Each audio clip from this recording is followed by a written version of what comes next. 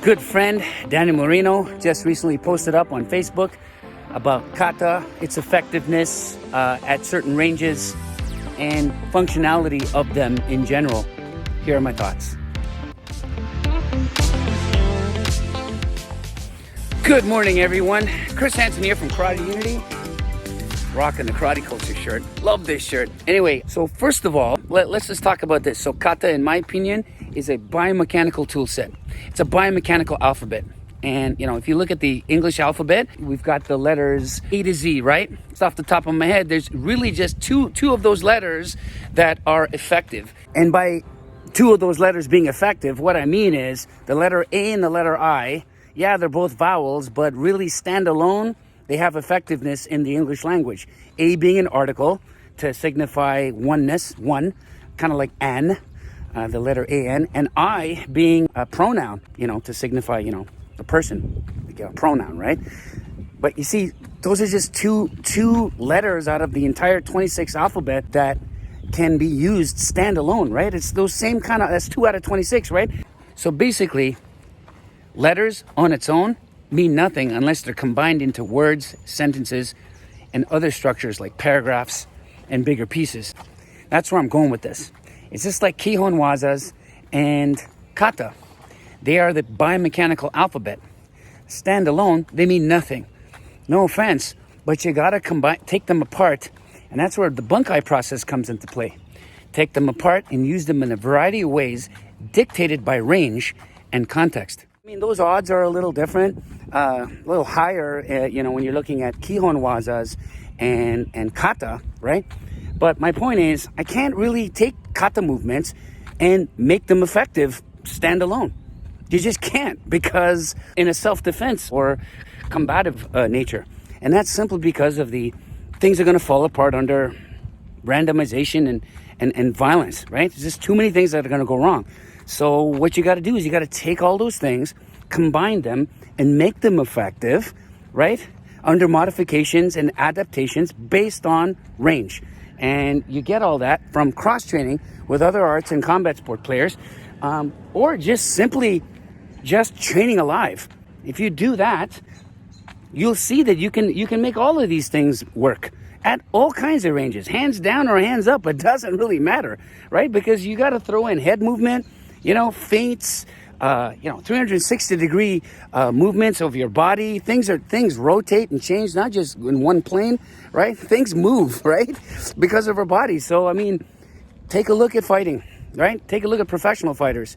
Yeah, sport guys, but people that fight for a regular, on a regular basis. A fight is a fight. So when you see these guys move and you see these guys come up with solutions and their reactions, you can pinpoint them to any kata, any form, any kihon waza. And there's no secret there, because we're all sharing 2 arms, 2 legs, and a nervous system, and we all move in the same way. I mean, this type of argument is being beaten to death by a lot of people, right? So I'm really not saying anything. I'm not saying anything new, really, right? As long as we have 2 arms and 2 legs, we're all going to move the same. And so the conclusion I've come up with, and I've been reading this is a common theme I find across all kinds of books. Okay, shout out to Ergen Sensei Ergen Haller. I think I messed that name up, but I'm reading his book on Taekwondo self-defense, which, by the way, has nothing to do with Taekwondo from the way I knew Taekwondo. It's an amazing book, right? And if you take a look at that, and I can't remember which page it is, but there's one nugget in there that stood out for me, and this is the nugget.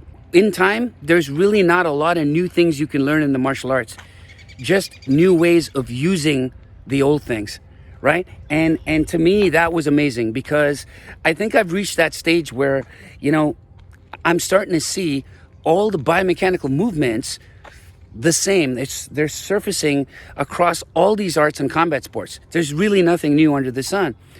But what I'm discovering now is new ways of using them, new ways to teach them, new ways to adapt them, right? And so there's the thing, right? Can you use these kata movements at long range, short range? Are they just good for short range? I'd say yeah and no, right? It depends, right? So, like for example, you take the punch, the oizuki or the kyakuzuki or whatever you want to call it. Okay, a straight line shot. Okay, I can adapt that at a short range. Okay, I can adapt that to a long range. I can adapt that to grabbing. If someone comes into me, I can use that hikite as a trapping hand, and the other hand coming down the pipe, down the center, as a punch or a short range punch. Or if I turn the corner, it can be like an elbow, or a shearing movement where I'm going right across the person's face, and I'm still using that oizuki technique. But I'm not going directly this way. I'm going across this way, and it ends up being like a crossface, right? So with creativity and adaptation and modifications based on range, the range dictates, the application, right? And unless you're practicing alive and unless you're cross-training with other people, you would have no clue how this biomechanical alphabet is going to come alive, right? Because at the end of the day, if you just keep practicing the katas, it's kind of like just reciting the alphabet over and over again. A, B, C, D, E, F, G. Right? And as I alluded to earlier, you've got the letters A to Z in the English alphabet. Two of those letters really are effective. The letter I and the letter A, right? A being an article and I being a pronoun. But that's about it. You have to combine all those letters to make words and other things, right? The same goes for kata and kihon wazas. You have to combine them, modify them, change them to make them useful, right? And when you cross-train with other artists and combat sport players, you get to see that we're all using the same tools. We're just using them in different ways across different ranges. Yeah, that's about it. All right, Daniel, thank you for the message. It got me up and out of my house, and I just wanted to make this video. So if you like this kind of content, please like, subscribe, share, click on that notification bell. Follow me on Instagram, YouTube, and Facebook. Chris Hansen, one love, signing out. Remember to treat each other with kindness and respect. Peace. Hop on over to martialartist.ca, support the channel, buy a t-shirt, hoodie, or a mug.